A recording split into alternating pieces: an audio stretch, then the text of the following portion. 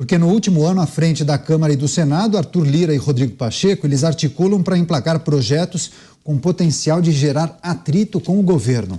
Ambos entram o ano com metas estabelecidas e definidas. Pacheco defende a criação do fim da reeleição e também a PEC da criminalização do porte de drogas. Já Arthur Lira tem a reforma administrativa como sua prioridade, depois de ter feito a tributária sair do papel. Além de levar adiante uma agenda própria do Legislativo, a ideia dos dois é consolidar um legado e, assim, alçar novos voos políticos. Vou começar essa rodada com o Cláudio Dantas. Dantas, são pautas bem sensíveis ao governo, vão na contramão da agenda dos congressistas que integram a base do governo federal e que sinaliza que será um ano difícil, né? Um ano de atritos. O que a gente pode esperar? Já começou, né? Já começou. A primeira batalha vai acontecer agora, dia 9, semana que vem. Está marcada a reunião de líderes no Senado com o Rodrigo Pacheco para analisar a devolução da MP da reoneração. Foi uma decisão do próprio governo. Comprou essa briga antecipadamente, não precisava, bastava esperar a volta do recesso, apresentasse um projeto de lei para rediscutir a questão da desoneração da folha de pagamento. Mas não, resolveu impor, resolveu afrontar a decisão do Congresso. Congresso que venceu 2 vezes, aprovou a reoneração e também derrubou o veto do Lula à reoneração. Então, ou você respeita os poderes de cada instituição, ou você cria uma batalha institucional. E nós estamos em campo aberto.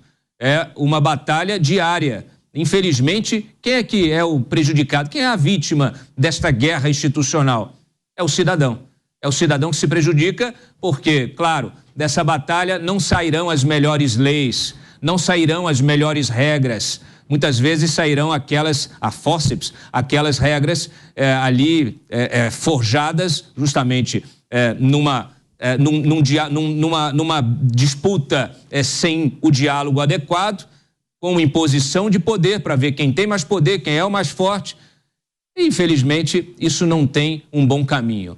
Além dessa aí, nós temos também, nessa própria MP, né, nós temos, dentro da MP, nós temos várias questões aí, temos o fim do PERSE, né, que era o Programa Emergencial de Impulsionamento, né, de ajuda ao setor de eventos, que foi criado lá na época da pandemia, que tirava ali a alíquota zero para os impostos aí incidentes nesses setores. A atividade de setor justamente foi uma atividade muito impactada e ainda está se recuperando. Tanto é que pela primeira vez o Brasil está aí fechando 2023 com um nível de turismo um pouco melhor, por exemplo, porque envolve também a questão dos eventos. O Brasil tem recebido grandes eventos e isso é uma grande mola, né, de impulsionamento da economia, de geração imediata de empregos, com impacto em mais de 50 segmentos da cadeia de produção. Olha, impacta tudo, impacta desde a tapioqueira, impacta a rede hoteleira, impacta restaurante, bar, shows. É uma coisa maravilhosa, né? E, infelizmente, por uma canetada se quer acabar com isso. Qual é o problema? É justamente a insegurança jurídica. Cada hora é uma decisão, cada hora é uma medida. Então, é isso que está refletido também nessas outras pautas que estão previstas. Nós temos aí a questão das drogas também, que foi encampada pelo Supremo, mas que também é uma briga do Executivo. E nós temos aí também a reforma administrativa. Essa é uma pauta que vai na ferida de um governo gastador, um governo que tem uma política de expansão de gastos e que, olha a ironia, o Gani pode explicar isso até melhor do que eu, mas é muito simples. Hoje tivemos, inclusive, a divulgação de um número, rombo nas contas públicas, um número recorde de 37 bilhões de reais. Vamos falar disso, hein? Esse número é recorde por... Nós vamos falar disso. É o pior resultado de novembro desde 2016. O que acontece com a política de responsabilidade fiscal? Ela aumenta o endividamento do Estado. Quando você aumenta o endividamento, você aumenta o serviço da dívida e aí não sobra dinheiro para investir. Então, aquele dinheiro que hoje está na disputa ali, dos 5 trilhões e 400 bilhões de reais do nosso orçamento, Metade é para pagar dívida e serviço da dívida. A outra metade de custeio. Sobra 200 bi que o pessoal está brigando ali, parte para emenda, parte para investimento. É um recurso muito pequeno e a gente vê o governo reclamando disso toda hora. Mas se gastar mais, não vai ter nem no ano que vem, não vai ter mais, não vai ter nem esse pouquinho. Então, assim, a tendência é piorar a situação. A gente precisa mudar essa realidade. E a reforma administrativa vai ter de vir do Congresso. Essa vai ser uma batalha dura, viu? Inclusive, muitos defendiam que essa reforma tivesse sido feita antes da reforma tributária para você saber exatamente o tamanho do Estado. Gani, quais podem ser as consequências de um cenário de atrito entre Poder Executivo, Presidência da República, Governo Federal e Poder Legislativo, Câmara e Senado? Olha, é um cenário de insegurança jurídica e a insegurança jurídica, ela afasta o investidor, porque qual regra vai prevalecer? Vou pegar aqui um exemplo prático, marco temporal, que afeta diretamente o agronegócio. Então, a decisão do Supremo Tribunal Federal coloca o Brasil inteiro como um possível alvo de litígio. Porque em algum momento, pegando até um argumento utilizado pelo ministro Gilmar Mendes lá atrás, e que eu concordo com esse argumento, em algum momento já passou um índio pelaquela terra. E aí? E se aí um povo indígena falar, opa, peraí, essa terra aqui é minha?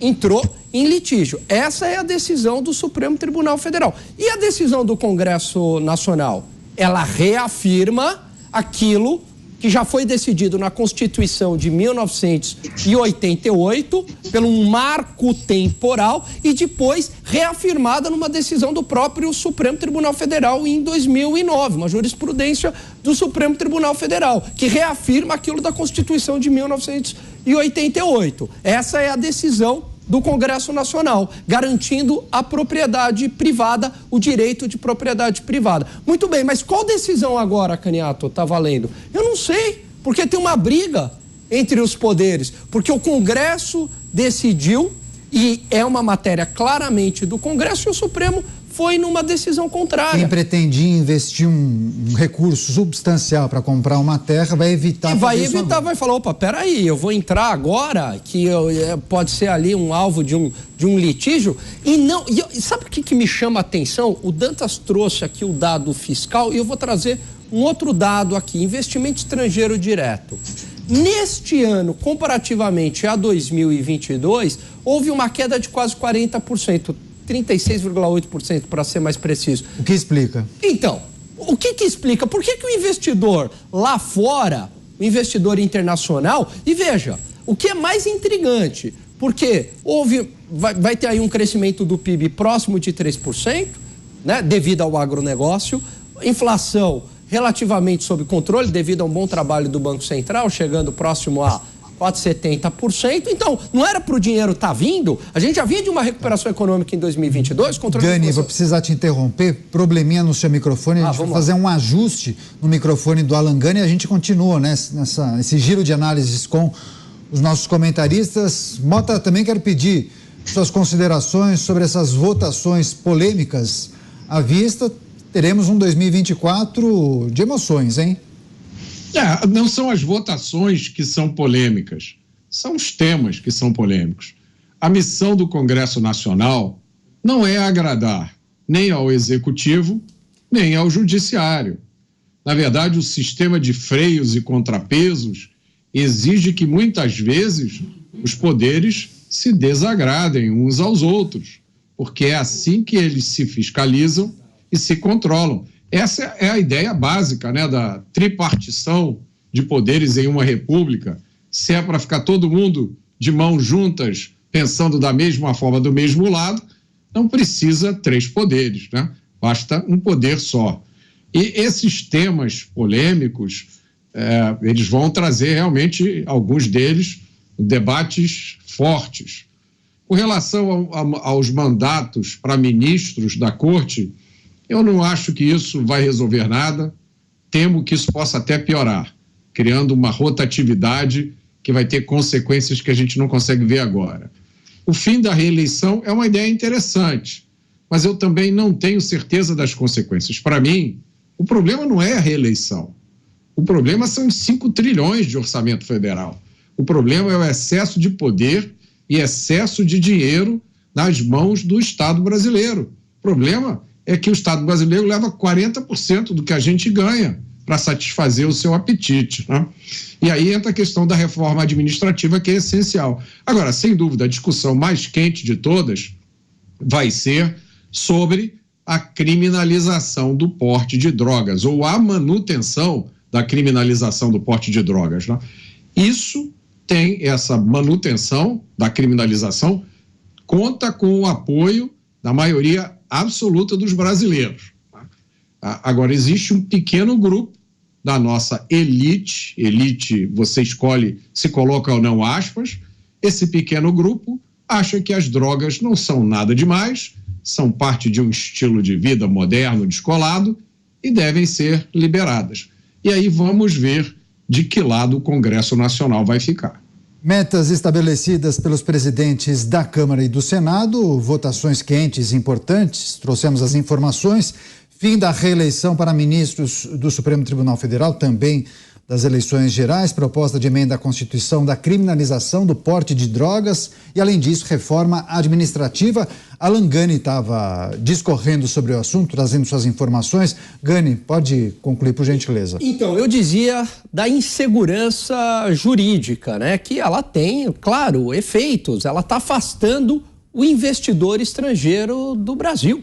Houve uma queda de quase 40% no investimento em capital produtivo. E é muito importante esse investimento estrangeiro aqui no Brasil, né? Porque, dado que o governo poupa, aliás, despoupa, na verdade, né? E boa parte da nossa poupança é para financiar os gastos do governo, a gente é extremamente dependente desse investimento estrangeiro, para investimento das empresas. Aliás, houve queda no investimento das empresas nesse ano, até agora em 2,5%, fundamental para o Brasil ter um crescimento sustentável. E isso está relacionado com essa queda do investimento estrangeiro direto, que está relacionado com a insegurança jurídica. Porque qual o tema, né? Qual é a matéria que vai prevalecer? A do Supremo ou a do Congresso Nacional? E além disso, Caniato, eu vejo uma crise de representatividade da população.